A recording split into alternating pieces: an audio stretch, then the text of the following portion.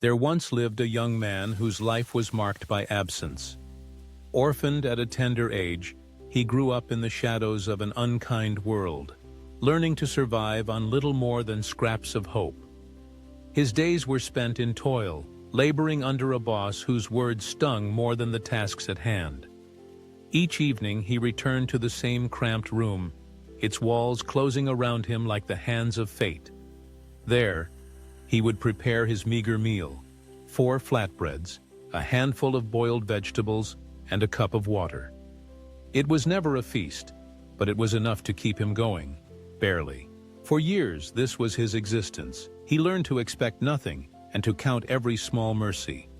Yet, within him, a quiet ache grew, a longing for more than just survival, for meaning, for connection. But when every day is a struggle to endure, dreams feel like an extravagance. One evening, weary and sore, he washed up and returned to his small table, only to find that one of his precious flatbreads was missing. Puzzled but too tired to care, he ate what was left. The next night, the same thing happened. By the third night, suspicion and curiosity overcame his fatigue, and he resolved to stay awake and uncover the mystery. As the moonlight spilled through his window, he finally saw the culprit: a plump mouse darting across the floor with a piece of bread in its mouth.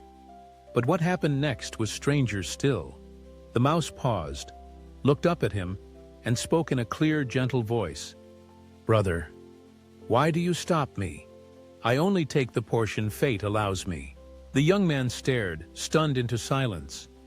When he found his voice, it was edged with anger. "I work every day for this bread, barely enough to live. You say this is your portion. Good." The mouse bowed its head. "I cannot return what I've taken, but I can offer you something greater. Seek out Master Lumis.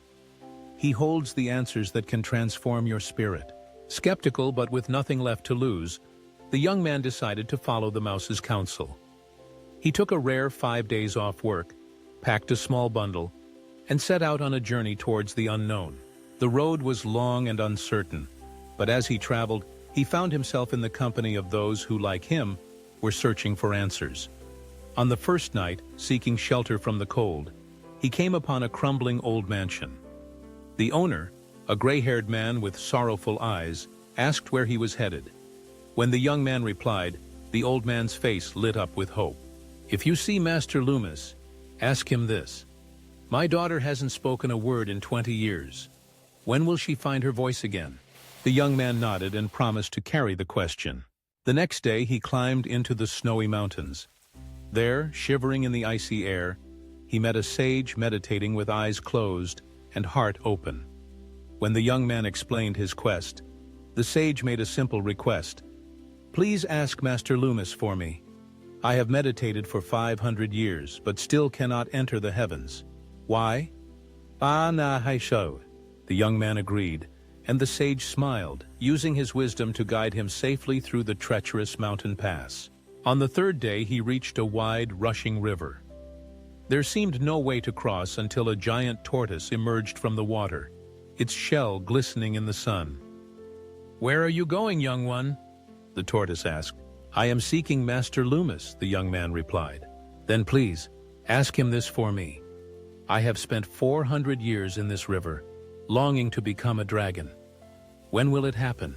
The young man nodded, and the tortoise carried him gently across to the far shore. At last, after days of travel and many hardships, the young man reached the monastery of Master Lumis, perched high above the clouds like a secret kept by the sky.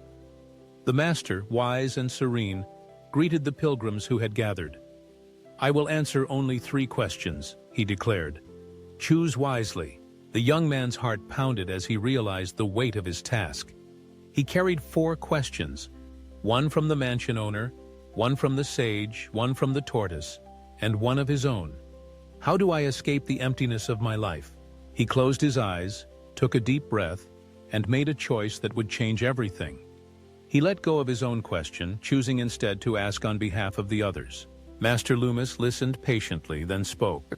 "To the mansion owner, tell him, his daughter will speak again on the day she marries the one whose heart was selfless enough to ask not for himself. To the sage say, he will ascend to the heavens the moment he lets go of his staff, the symbol of his earthly attachment. To the tortoise, tell him, he will become a dragon the instant he dares to shed his shell, the comfort that has become his prison. The young man retraced his steps, giving each answer as he went. The tortoise, upon hearing the truth, hesitated only for a moment before shedding his shell. In a burst of light, he transformed into a magnificent dragon, soaring skyward and leaving behind a trove of gleaming pearls. The sage, tears streaming down his face, placed his staff in the young man's hands. Instantly, he was lifted in a stream of light, rising to the heavens at last. When the young man returned to the mansion, the owner listened with hope and astonishment. "If she must marry someone selfless," he said, "then who better than you?" At the wedding, the daughter finally spoke her first words in 20 years. "It was you, the one who came to our home that night." The young man, once poor, lonely, and voiceless, now held wealth from the dragon's pearls, wisdom and power from the sage's staff, and the love of the woman whose silence he had helped to lift. Yet the greatest reward was not material but spiritual, a fullness of heart that comes only from choosing others over oneself. This story is not merely a fable. It is a reminder, a call to each of us. Life will always present us with choices, to hold tight to our own desires, or to let go and lift someone else. In giving up his own question, the young man found answers he never dreamed of. Today, consider, what can you let go of for someone else? Where can you be the bridge, the answer, the helping hand? Sometimes, the door to transformation opens not when we demand our share, but when we give it away. Sometimes, the silence we break is not just our own, but the world's. Let go for someone else. Help another cross their river. Give your question away. And in the quiet that follows, listen. Life may be placing answers, softly and surely, into your hands.